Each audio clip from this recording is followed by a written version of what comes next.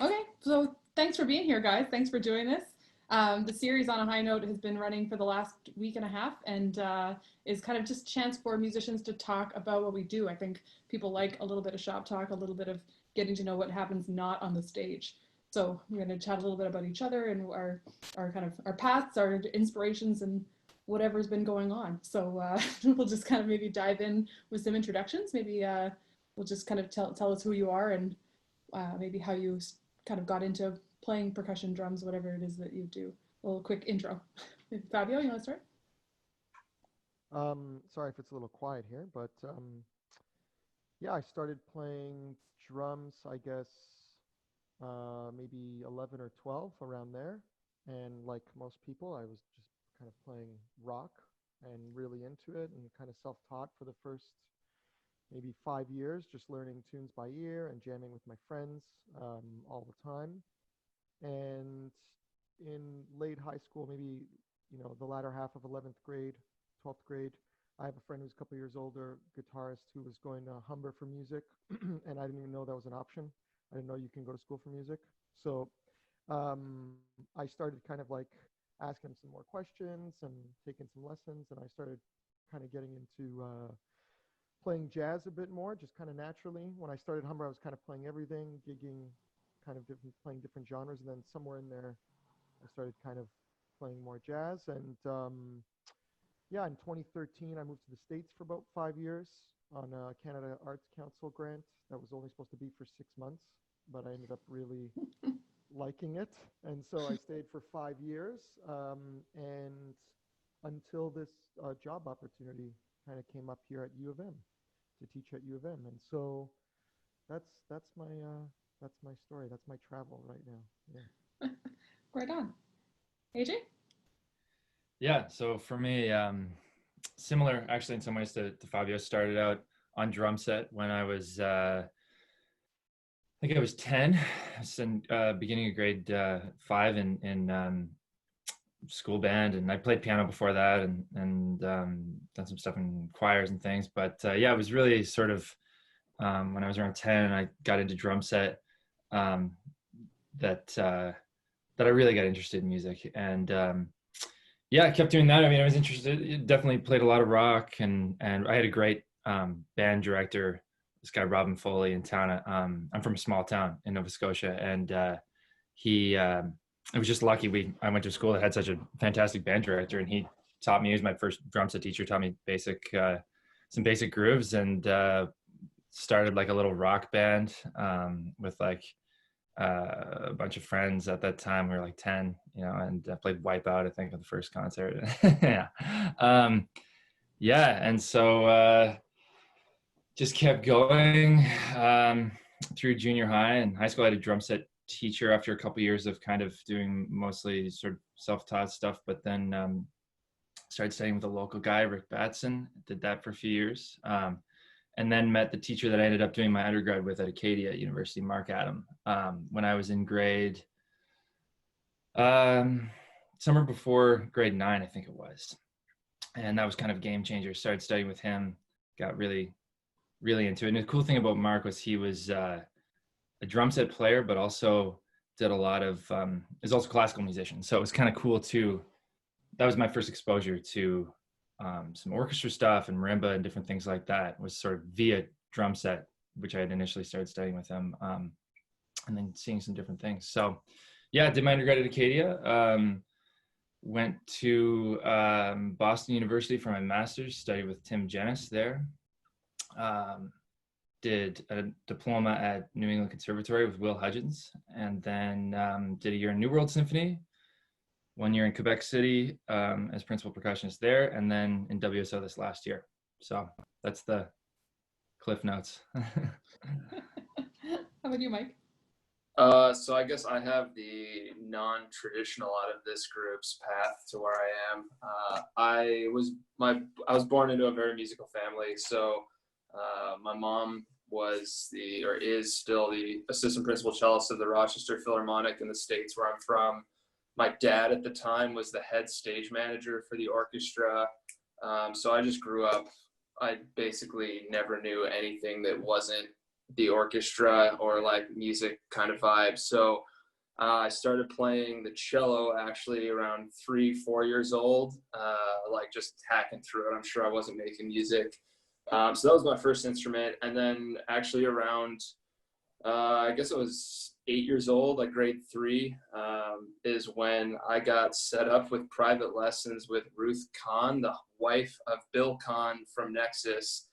And like at the time, like I was just a little, 8-year-old snot-headed kid that wanted to play, like just hit things as hard and as fast as possible. And I had no idea that I was so fortunate to kind of be groomed. I wouldn't say groomed, but like taught by someone that had such a great reputation and connection. So I kind of grew, like every Christmas we got a Nexus CD. So like I just like was exposed to stuff that I didn't even realize for a long time how lucky I was. So I had that kind of growing up, and all the while everyone I think at the end of the day wants to be the drum set player for like some major touring act, because that's just what it is, right? But I kind of was exposed to a little bit of that and the orchestra side. So I studied with Ruth from grade 3 until I graduated, and along that time also was taking lessons with John Beck, who was the principal timpanist of the Rochester Philharmonic for a while, but also legendary percussion teacher at Eastman School of Music. So I had some exposure to the timpani that way.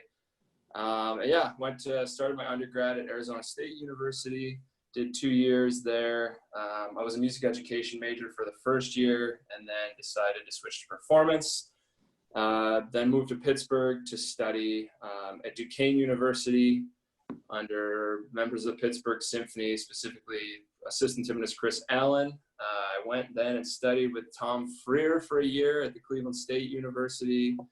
And then I moved back to Pittsburgh after that to do a master's degree with Ed Steffen, who's now the principal timpanist of the San Francisco Symphony. And then from there, I had a job in the Erie Philharmonic, a little kind of like small regional orchestra in the area. Actually, my predecessor up here played in it before he moved to Winnipeg, moved back to Winnipeg. And then I won the job here, and, just living the dream ever since. That's great. I think I followed a path to percussion. I didn't follow the drum set path because I was a pianist. I played piano since I was 4 or 5 years old. My grandma taught me to play, and was put on the trumpet in my grade 7 band class, and kept looking behind me at the xylophone and going, hang on, that thing looks like a piano.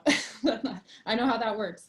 And so for grade 8, I asked if I could switch over, and then was immediately kind of the person who could read music in the percussion section. So I played only keyboard parts until I got to about end of grade 11, when I was telling my teachers, I think I want to do this. I think I want to go into music. And then I got very lucky. In my grade 12 year, the teacher that I ended up studying with at the university, Rob Gardner, actually taught a year of high school in my grade 12 year. So I had access to somebody to help me prepare a little bit. And he was the one who was like, if you want to be a percussionist, you're going to have to learn to play something besides all the keyboard instruments. So then he got me playing some timpani and some snare drum so that I could at least play an audition for university, and got in and did that. And then it was really not till university that I realized like how fun it was to play anything besides the keyboard instruments, and how much fun it was to play some loud drums. And I still never really played any drum set through any of all of that until I got to grad school. I went to grad school at Butler University and studied with John Crabiel, and he was the one who was like, you've never played any drum set? And I was like, no, I really haven't. And he's like, well, here's where you start. And he gave me a CD, and I learned Back in Black. So I got to, yeah, exactly. I got to be a 14-year-old for a minute and have that experience. But during my undergrad, a second teacher moved to Winnipeg, Javon Gilliam, and he's the one who kind of changed my path, where I was going to be a band teacher. I was a music ed major, and studying with Rob was great. He was a technician, and he really got my hands moving and actually got me playing with some technique in my hands. But it was Javon who came and kind of showed me the world outside of Winnipeg and what was possible, and that there was this whole world out there that I could be a part of. And so that's how I connected through to grad school, because I went to study with his teacher, John. That's who Javon studied with, and and kind of just fell in love with this whole world of playing and teaching. And so I've always kind of known that that was my path, was to not just be a player, but to be a teacher too, and figure out how to put the two together. And that's what I do now. I teach at the University of Manitoba, and I play with the symphony and the chamber orchestra and wherever anybody will have me. And yeah, like Mike said, I'm living the dream. Except right now I'm at home with a practice pad. But okay. It's kind of like in WSO where Tori was talking about having someone that can read music. Like that's why I'm there between the two of us. Eh? You know? It's just interesting that we have like the full cover of how people kind of come to playing percussion though, I feel like, because I very clearly remember in like middle school and high school band, there were always the people that were the pianists that just were like just crushing the mallet instruments, and I'd always be there like I don't want to play the bells for this piece, like it's cool that person knows how to do it. And then there were the guys who were just like, give me all of the snare drum cymbal parts in the world, you know. And it was like we're the perfect schism of coming to professional level percussion drum set careers, you know. It definitely took me a while to learn to play a buzz roll. But once I did, I was really proud of that. Yeah, absolutely. Still working on that one for sure. Yeah, I was going to say, yeah, if you can tell me how that goes, that'd be great. I think that's one of my favorite things about percussion, is that there's so many divisions of it. You know, I often ask students, you know, what's your favorite thing about playing? And my answer whenever I'm doing these clinics is variety, that I can do a different thing all the time. And once I'm done with that thing, I can do this thing for a few days and do another thing. And I think, you know, you come at it from different ways, but then you find out how much of it is so applicable in all the other areas. I think that, I don't know, do you guys like the variety? I mean, I'd be curious what Fabio's experience with drum set, because I'm always curious with drum set players, like especially like you're saying, like you had a rock background, you got into the jazz, and like for us, like, you know, for Tori, like teaching, she has all the different instruments and a very versatile setup there. Like Andrew is like the principal in the orchestra, he gets to play all this stuff, and we have variety in instruments and repertoire. I guess I'm similar to you in that I'm pigeonholed with like my instrument. I mean, I can play all the other stuff, but like my professional instrument is just one instrument. And so like for you, you know, there's that element of mastering the drum set, but then like, is the joy playing different styles or like in different types of ensembles? Like curious how that like variety of a career has played out. The thing that was actually really, you know, listening to everyone's classical background here, when I was in 12th grade, I had just been learning by ear since I had started. And so my ears were sharp, but I couldn't read anything practically. I couldn't read a single thing. And the person I studied with, this teacher, Steve Mancuso, he introduced me to like, you know, proper technique essentially. He studied with Russell Hartenberger at U of T for a while. And so he was showing me some grip stuff, and we were just, you know, playing, you know, pull-ups and point downs for like 6 months or something, or he was teaching me how to hold the stick properly. And so I got really into that stuff. So as much as I had started playing before that, in terms of my instruction, I guess learning snare material, learning snare pieces has always now been like this very important thing to me. And so even now it's something I actually do quite a bit. So for me, I'm kind of slowly dabbling back into some of the more classical snare books or something, like the Cerrone book and all that stuff. And when I was in Humber, my first year there was the last year. The guy who ran Humber, the percussion department, was this guy, Roger Flock. And it was his last year. He was in his early 70s. And everyone like really disliked him because everyone's going there for drum set, and he's having everyone play Delacluse snare pieces and timpani, and we're doing all these, you know, marimba pieces, and the drum set players were like, I came here to play this, I came here to play pop, I came here to play jazz, you know, I came here to play whatever, right? I loved him. I thought he was great, especially for the reason that I was kind of prepped for that year before going into school. So I've been kind of going back and forth a little bit into some stuff, but never as seriously as I'd like to, because unfortunately, you know, like you said, I feel like there's sometimes a pressure, maybe subconsciously, that I put on myself to really just master the drum set. So as much as I'd love to take timpani lessons, because, you know, I hear that there's like some of my favorite drummers, you know, study timpani, jazz drummers, you know.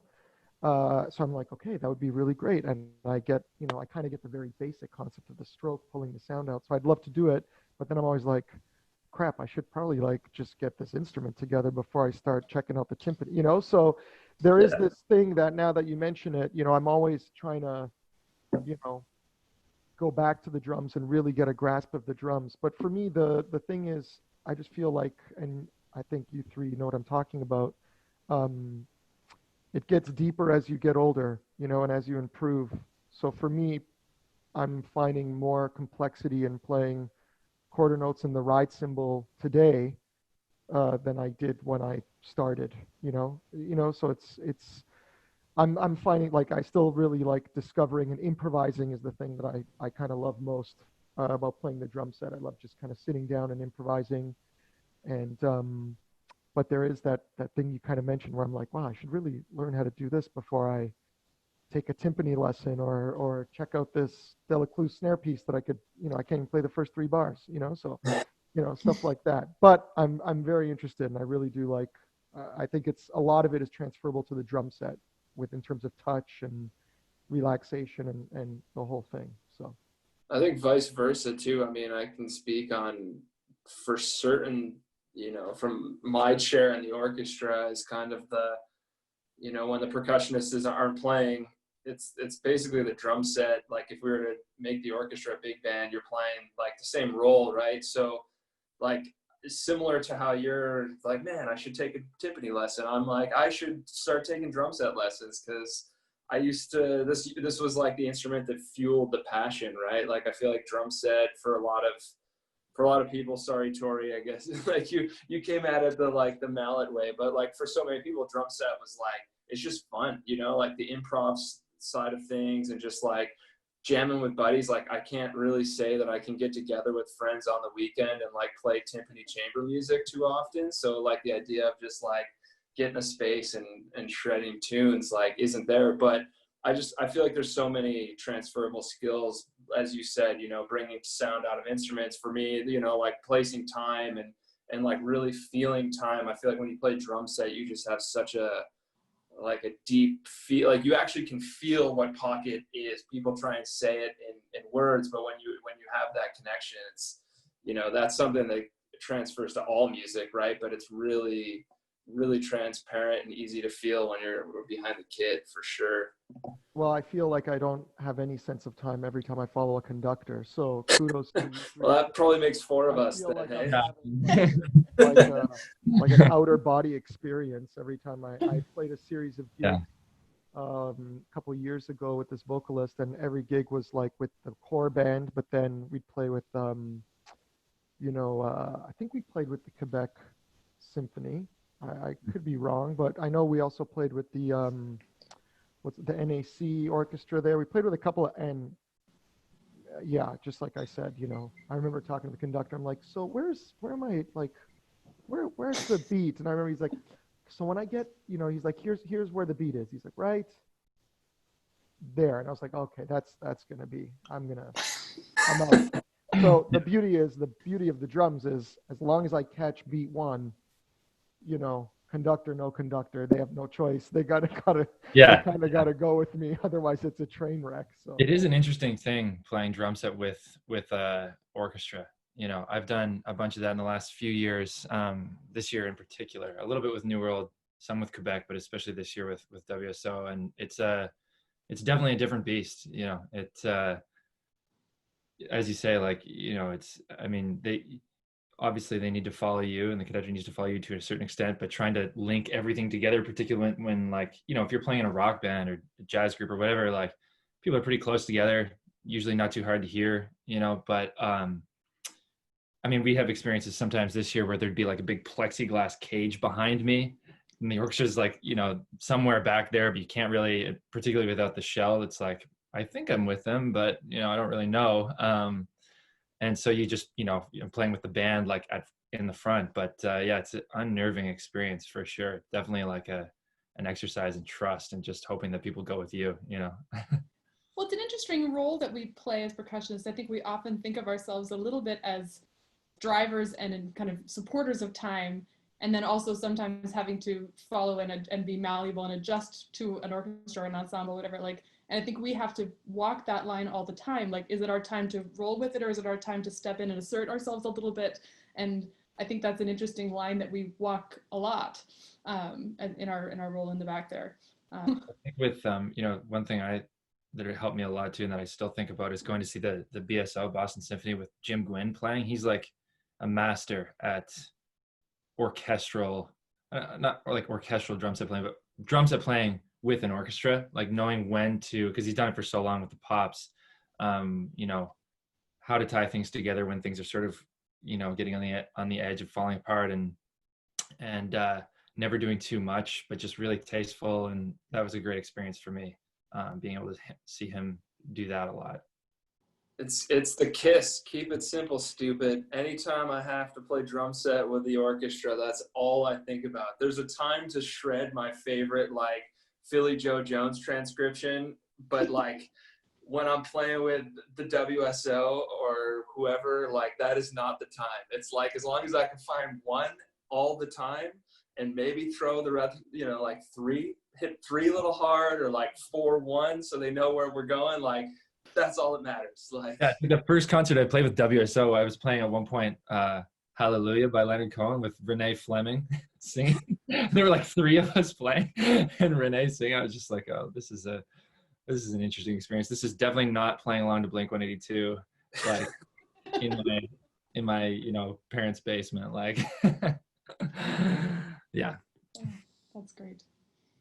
So getting back to maybe thinking about how we got to all these professional experiences, like, were there things that happened when you were in school or when you were in your early career that were like I guess I'm thinking about anecdotes. Like, there's always like a story of like this thing that happened and that was like a moment where I knew, or a moment where it changed things, or a moment where I just felt like I have to do this. This is the thing I have to do. Like, is there some moments that come to you? I kind of like hearing people's anecdotes. I can go. I mean, I'm trying to not dominate conversations. It's a like thing that I'm trying to fix in general. So You got this. Take it away, my man. Take it away.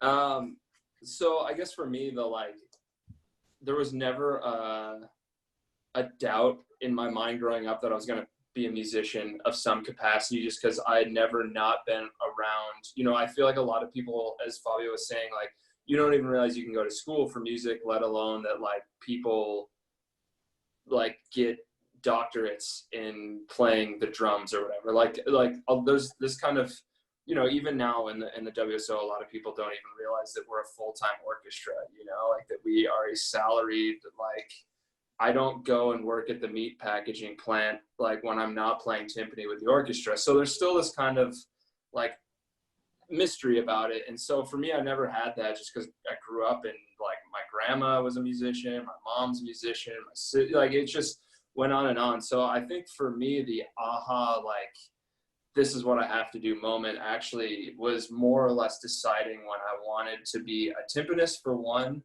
and then like really pursue it on a high level. So in high school, I went to a camp. I was actually going to this camp as a cellist, but they only had one percussionist. So, and I think they had like 10 cellos. So I was like, oh, I'll play percussion on all of the big stuff. So I got to play timpani on Shostakovich 5 for the first time. And like, that was a huge experience, but it was also, I had the opportunity to go see the Philadelphia Orchestra. It was in Saratoga, New York, where they do their summer home. And so some of the Philly Orchestra members were coaching us all summer, and then I went and saw them play Mahler 1, big second timpani part in the last movement. And that was kind of the calling to be specifically playing timpani. Up until that point, like, music education and like being a pretty diverse person musically was always important, but that was like the first little flame that got lit for timpani. And then that was kind of supported my freshman year at Arizona State. I was a music ed major, but I got asked to play second timpani for Mahler 2 with the University Orchestra, which was like a huge honor as a freshman to get to play with the top orchestra, let alone like an important solo part.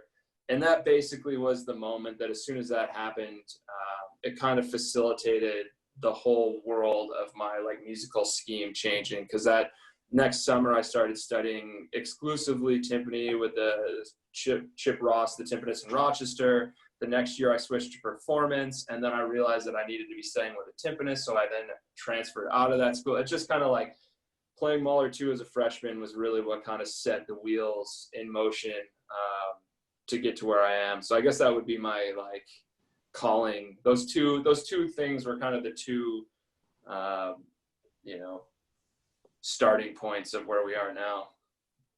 That's awesome. I think it's sort of similar in that I don't recall sort of one specific moment where I thought, you know, now I have to definitely be a musician. But I think it's sort of around the time that I started studying with Mark Adam, the guy who I ended up doing my undergrad with. He was just, I remember I met him at Acadia Jazz Camp, and I thought I was a great drum set player. You know, I was like, you know how it is when I feel like I felt most confident with my playing when I was about like 13 years old, you know. And it's just been steadily, no, I mean, Right, I am bushy-tailed, man. Yeah. You're like, man, I am good. Like, this is easy. I'm great. People, you know, the kids in my class think I'm awesome, you know. And then like later on, you're like, eh. But yeah. So I started studying with Mark that summer. I remember at jazz camp, I went into that. I was like a second or third time going to Acadia Jazz Camp, and which is fantastic. They brought in all these musicians from all across the province, and as teachers, and the great ensembles, and just really fun. And so, yeah, I remember that second summer, Mark was there for the first time, and he just laid into me. And I was like kind of just blown away, but in a good way. It was like, oh man, like, you know, I have some stuff to work on. But he was just a magnetic and charismatic guy. And I saw what he was, you know, that fall when I started studying with him privately, saw what was going on a little bit at Acadia, where my parents taught. And so my mom, my stepdad taught. And I just saw what was going on. And it was awesome. It was something I wanted to be a part of. And that was sort of never really occurred to me to do anything else after that. I guess it was just kind of, you know, that was what I was going to do. So as far as a single moment, I don't know if there was one, but for orchestra specifically, there were a few different moments that I can remember. I National Youth Orchestra was a great experience when I was in NYO in summer 2011. That was awesome. We did a bunch of great rappers like Mahler 5 and Shasti 15 and Rosencavalier, a bunch of really cool stuff. That was great. John Rudolph was a coach at that, so that was cool getting to work with him. And then, yeah, sort of, I remember when I went to Boston and was doing a master's and was obviously at that point focusing on orchestra stuff. I remember going to BSO for the first time and seeing, I don't know if it was the first show I saw, but one of the early ones was Mahler 2 with Haitink. And it was just so outrageous. I can remember vividly. I went to 3, you could go for free as a student in Boston, which was one of the best parts about being a student there. So I went to like 3 shows, Thursday, Friday, Saturday. And it was like, if there was even like the shadow of a doubt in my mind, that was certainly cleared that up, because I just remember like being like, this is the coolest thing I've ever seen, without question. Like, it was just ridiculous. Like, yeah. So that was a big moment. You know, I was kind of already committed because I was obviously doing my master's and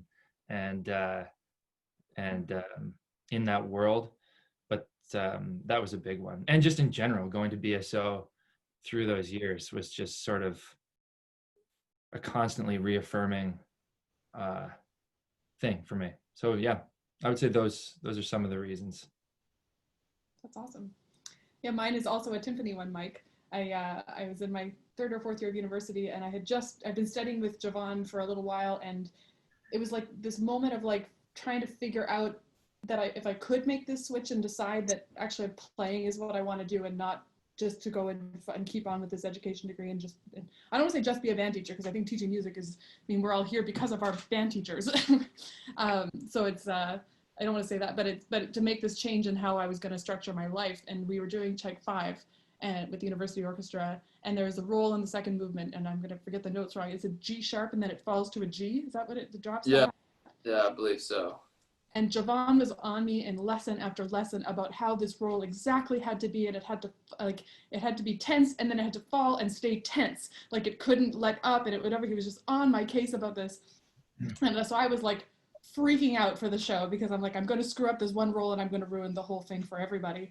And so as he said he was going to come to the show, and he came to the show, and of course I said, like, don't sit too close, like sit farther back, I want to know how it sounds. And of course he was late and showed up and had to sit in the front row, and so I was sitting kind of behind the violins in the weird hall we were sat up in, so he was like maybe 6 feet away from me. and so this thing is going, and it's going fine, and I hit the roll and I hit the drop, and he was in the front row, and he just went right.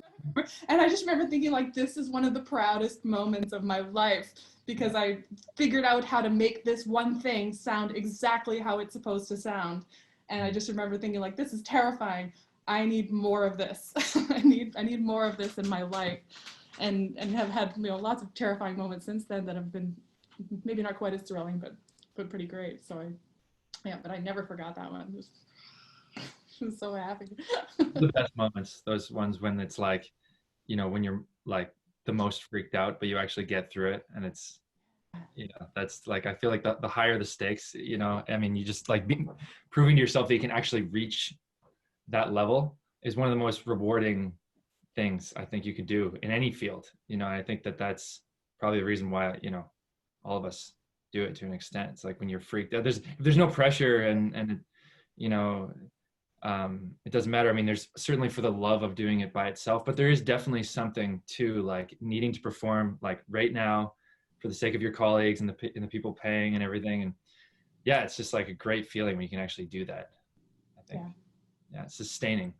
It's the old, if it doesn't scare you, it's not worth doing kind of thing, you know, or like whatever that is. Yeah, well, and people are relying on you too. I think it's not like necessarily like, oh yeah, like I'm such a boss, I nail things under pressure. It's like, you know, you're giving something to your colleagues who are hoping to, and then, yeah, like there's this trust thing going on. That's one of the coolest things about playing in an ensemble, I think. Yeah.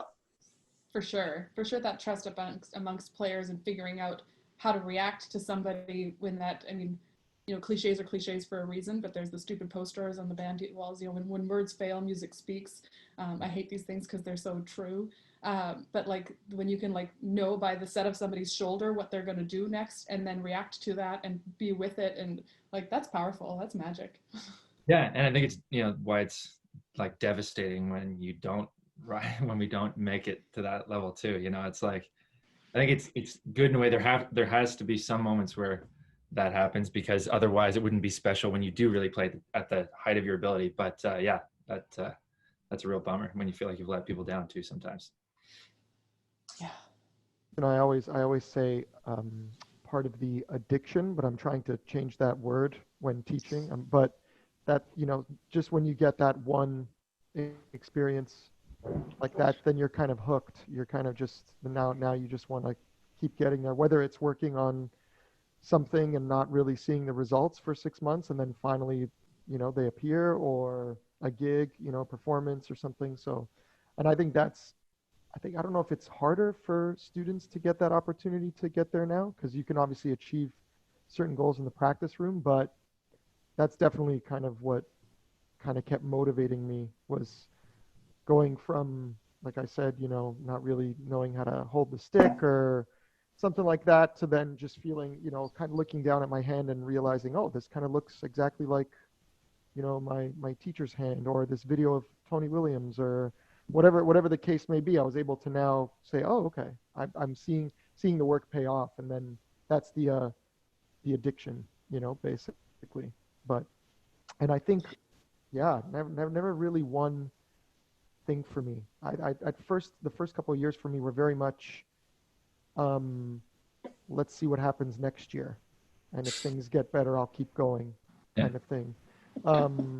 That was very much it. But if I look back and actually reflect, even before I got a drum set, even before my folks got me a drum set, it was all about the drums for me. Like, I listened to a ton of music long before I started playing the drums, and learning all the lyrics, learning, being able to sing the bass lines, tapping the drum parts long before I got the drum set. So when I got the drum set, I was just putting all the stuff that I had played on my lap or on a chair onto the drum set. So, day one, I already knew 10 tunes or something like that. And that honestly goes back to as long as I can remember. Like, I just remember, even being young as 4 and really into the drums, getting my folks to just take me to Long McQuaid, just because back then, at least at the Long McQuaid in Toronto, you were allowed to play the drums that they had in this room.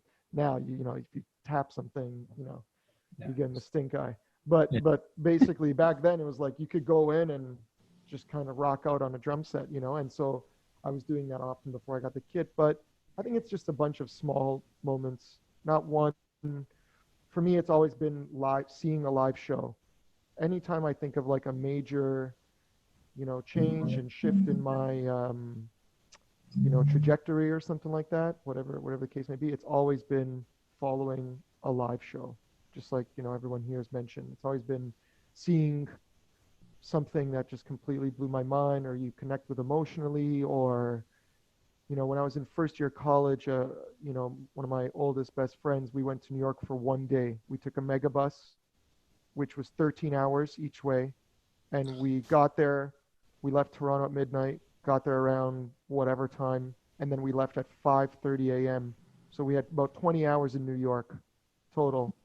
And but we made the most of it. We were like exhausted by the time we got on the bus, but we spent more time on the bus than we did in New York City. But that night we went to the Village Vanguard and saw an unbelievable show that I recorded it. Actually, a friend of mine recorded it, so I still listen to it. I have it on CD, and I still listen to this show from that time at the Vanguard. But it's always been those experiences for me, and that was definitely one that stood out, just because then I was experiencing not only a great show at a jazz festival is one thing, but now I'm on the Holy Land. I'm in the Village Vanguard, sitting there, and that's just a whole other thing altogether. So I think for me, it's just been small experiences, and then like I said, for me, it was always like, oh, we'll see what happens next year, and every year got better than the previous. So Yeah, that's great. I guess I wasn't meaning necessarily like, oh, if there's only the one time and then before that, right. just, it's nice to think about like the little moments that, I mean, I guess you said like in reflection, like, I think at the moment, at the time, I didn't say, oh, now that's it, I'm done. But afterwards, thinking about it, like even years later, going, oh, that was a big moment for me. And there's been lots of others along the way. And I think, like, like Andrew said, if you don't get a few of them every once in a while, they keep you going from the ones that didn't go the way you hoped. It's there's more. Yeah, or even when I said like when you feel like disappointed that you didn't reach like that level when the pressure's out there. I don't know if it's not reaching. It's just like that. Obviously, not everything is a peak experience. It can't be. That's all I mean by it. It's like not even like really screwing something up or whatever. It's just the idea that those few times when you really feel like you're like in the zone or just in the moment or whatever. Like that's the stuff for me. That's really sustaining. And like you say that keeps you going even when you're not going to get that all the time. But it's a nice thing to keep chasing for sure. For me, it's the bass drums and cymbals. It like bass drum and cymbals is that exact analogy. Like sometimes you hit them and it's fine and it's just fine, and other times you hit it and it just explodes because it just hit exactly right. And like to me, like that's like sometimes you're like, oh, that one was okay, and then you hit a good one, you're like everybody in the section is like tingling from some of them. Like those like it's a microcosm of that exact analogy, I think. Yeah, you see a show that's so good that you just start like cracking up during the show or whatever. Like I remember going back to that Mahler thing, just like starting to laugh like out loud. Just like that first movement when they have that dun da da da da dun da da da da and then jump jump. I just like laughed out loud, like during the show. It was like the most together ensemble thing. It was like outrageously loud. I mean, it was just as rock and roll as you can get. Like And, you know, I'm studying with the guy playing principal timpani on this, and it's just like, my mind's just like, whoa, man, I'm from Berwick, Nova Scotia. Like, this is some crazy stuff. Like, you know, we are not in Kansas anymore.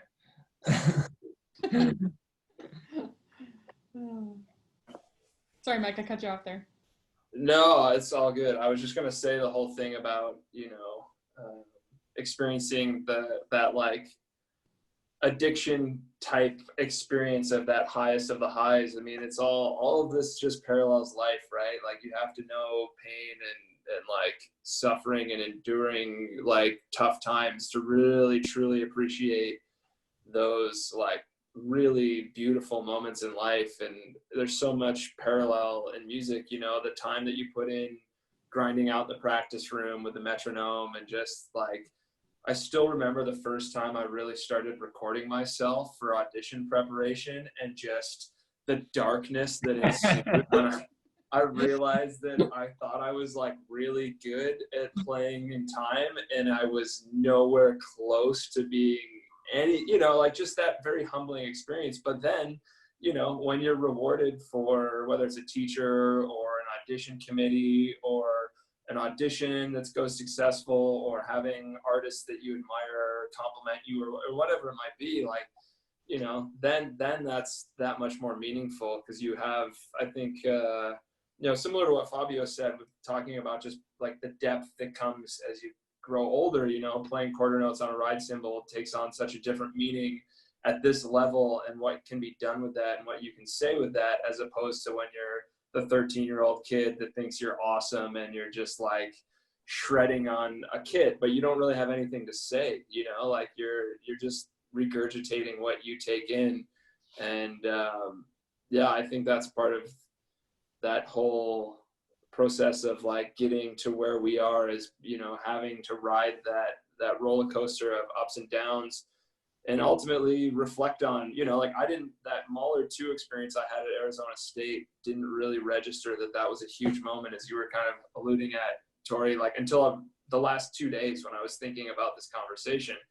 Because up until that point, like I knew I got like a bug to want to practice, but I never really was able to identify it to one specific thing. But it's very clear that like this event happened and then everything after it. So I think, as you know, as we get older and more experienced as musicians, like the experiences of our past become that much more important. We just don't, you know, I don't know. Like, I feel like my parents always said this kind of stuff to me, and I was like, yeah, whatever. Like, you don't know what you're talking about. It's like the full circle of life. And now it's kind of being like, yeah, of course. Like, of course, everything that I've gone through my life is going to come through in what I put out musically, because this is what music is. Like, I am a musician. I am a vehicle for playing drums or like speaking whatever I want to speak in the musical language.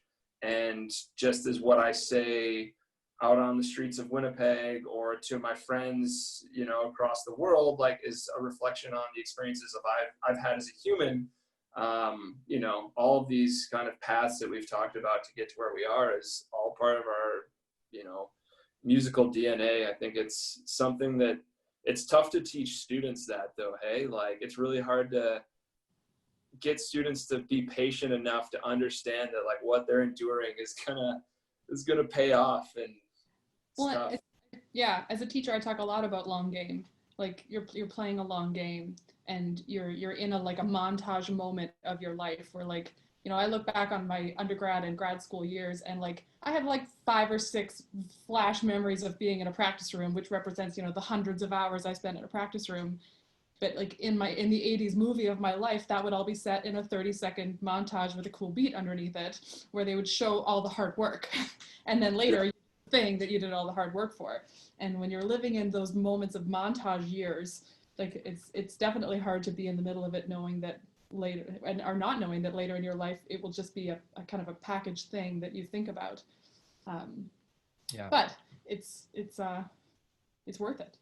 Stick with it. But like what Fabio said though about just taking it one day, like one year at a time, man, that's the most beautiful approach to life. I mean, look at what we're all kind of dealing with right now. It's like you can't really worry about like what opportunities might come. You can only try and be better today than I was yesterday at something, whether that's just like, you know, watering the plants more regularly today, or, you know, whatever it is. I think it's really dangerous as musicians to get sucked into this, like, here's where I want to be and I just want a straight shot right to it, as opposed to like trusting the process and learning to love the like practice, you know, game, you know, of just getting better, just enjoying getting better.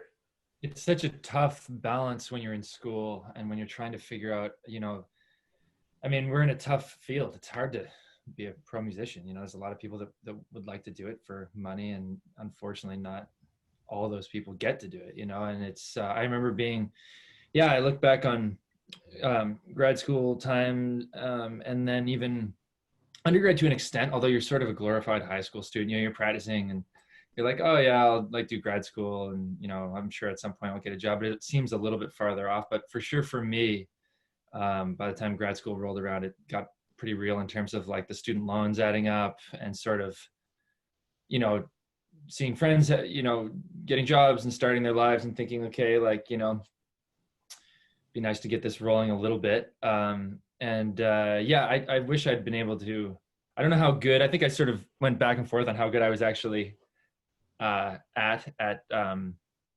trusting the process. I think at that time it's hard, you know, when you're like just grinding it out, taking auditions, and you know, maybe you'll advance at one, but then you get cut at another one.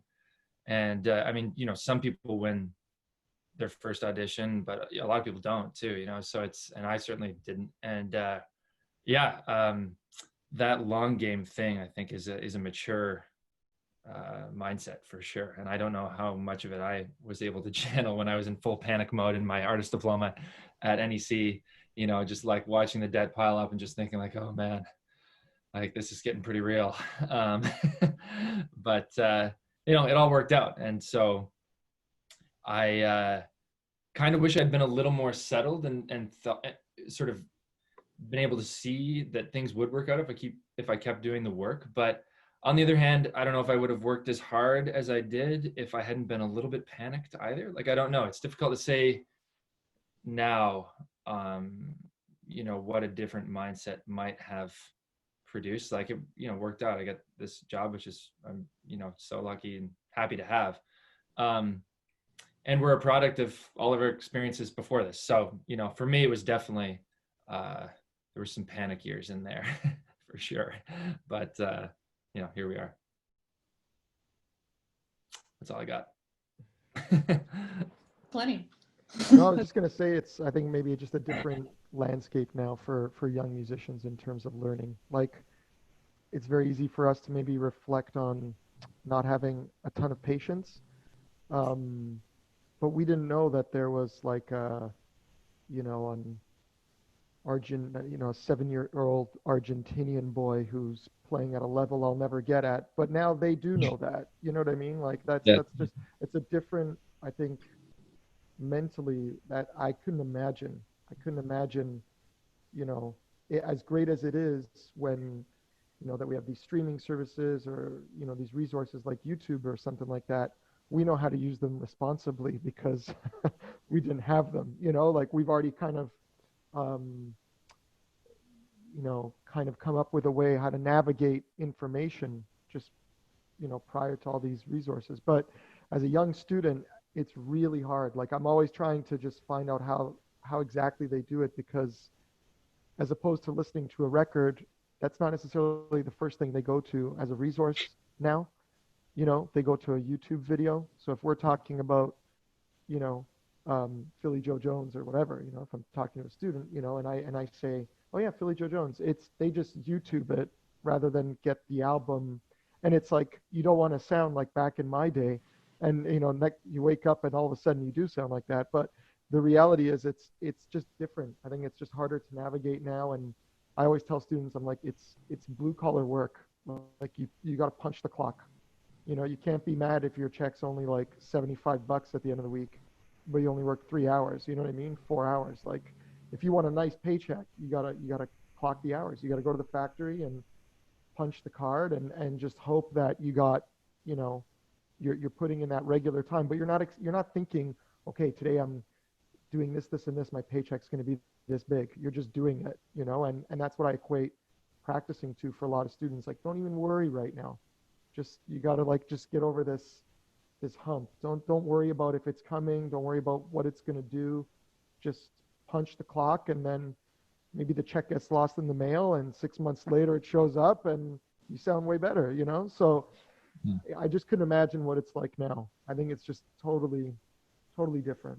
So. Yeah. I think the technology thing can be, obviously it's, you know, all the apps out and different, you know, metronome apps, and you can like find stuff that like metronomes now that you can program to slow down and speed up. Like if you're practicing an excerpt with tempo changes and all these different things that, like, there's some obviously amazing technology out there. But I was listening to Tom Freer, the percussionist in the Cleveland Orchestra, who Mike studied with, the other day on this Zoom conference call. He was talking about being, you know, having an old school mindset about stuff, and like putting away the phone. Like that's a distraction too, that like, yeah, I mean, I when I was practicing, and I still, for the most part, like it's just, you know, Dr. Beat and kind of old school stuff. And I didn't have a smartphone like in undergrad or anything. And I'm glad I didn't, actually, you know, it was what like Tom was talking about, just like unplugging and being kind of old school with that stuff. So I think it can be obviously an amazing resource, technology at times, but you know, like anything else, there's some just good and bad, I think. I don't need to practice up and slowing down. I don't need a metronome for that. Yeah, exactly, man. Yeah, they'll represent. Yeah, I mean, could just do that. You know what I mean? I just need to, all I have to do is try to play at one tempo. Yeah, exactly. You'll get the whole spectrum in there. Coming back around to what Mike was saying, which is like all these things that we're talking about, they apply so much to what we did in the practice rooms and what we do in our careers, as much as they apply to how we're trying to live our lives. And so just keep at it and keep, you know, doing the best that we can, and just keep trying to get a little better and at being a human and a friend and a colleague and a musician and all those things. And it's I will say one of the best pieces of advice I heard, I mean, it kind of was built into me just from seeing, you know, the people that were the colleagues of my parents were all really great people and just treated everyone really well. But when I was, the summer I was at Aspen for the music festival, Matt Strauss, who's the assistant timpanist and percussionist with Houston Symphony, came and did a class, and he just started the class off by saying, number one thing that's most important, don't be an asshole. And I'm sorry I swore on this educational video, but to me, that's like the most important piece of information for any young aspiring musician. This field is so small. It doesn't matter if you live in New Zealand, China, Russia, you know, Kenya, wherever, Canada, like people know everyone pretty easily. Like their degrees of separation are not super, you know, great. Like I'm sure if we kept talking here long enough, like we just, you know, we could find where all the overlap. I mean, already, like, you know, getting instruction from like Russell Hardenberger and like, you know, me studying with Ruth Kahn. Okay, there's the Nexus connection. Boom, like 1 degree of separation. I like with Toronto with Russell playing in the section like 2 months ago. yeah, so you quick know, name drop. Just watch your feet for the name drop there. But. Yeah, is that good? Yeah, I just think that it's so important to be conscious of how you present yourself and how you treat both your teachers, your colleagues, whatever, as you're kind of coming up the ladder of professional musicians. I've seen just too many people, I'm hesitant to call them friends. Some of them are still friends, but just, you know, everyone knows the kids in school that were just relentlessly cocky and just didn't treat people necessarily the best. And that reputation, I'm sure, has stuck with them. Some people are just naturally gifted and can rise above it. But for some people, like money, paychecks were lost because, you know, if I become a contractor for a gig, I'm not going to call the guy that was like, I have like the guy that's like this good and like the person that's like this good, but this person's a huge pain in the rear end and this person's like the sweetest person you've ever worked with. Like that gap is close enough that I'm going to call the person that's good to work with. You know, obviously, like there's a ceiling point at what, like, you're not going to hire your really super kind best friend to come play some like really intense, like high level thing if they're not swinging the clubs at the score you need them to for that. But like, you know, I don't know, you just got to be good to people in this business, especially. It's just so small. I think you got to just be good to people all the time. I think Yeah, true. just be nice, because it's nice to be nice. That too. Wake up in the morning, just have this little checklist. Be a good person. Okay. Yeah. Hey, man, honestly though, No, like, I know. I get what you're a saying. lot of people started their day that way. There'd be a lot less BS in the world. I know. But I know. It's true. Agreed. Really these days, yeah. Agreed. Well, guys, it's been a pleasure talking with all of you, and it's a treat for me to get to work with all of you, and exciting to get to talk with you guys a little bit and make some introductions a little bit across the country. yeah. And someday we'll be in the same room, and we'll do this again. Yeah. Hopefully that room's a bar, but just throwing it there. That first pint back, eh? Yeah, exactly. But yeah, thanks for having us, Tori. Glad to be a part of the series, and looking forward to future music making with hopefully all of you. Yeah. Really. Right on. Great to talk. Okay. Yeah. Cheers, guys. Take care.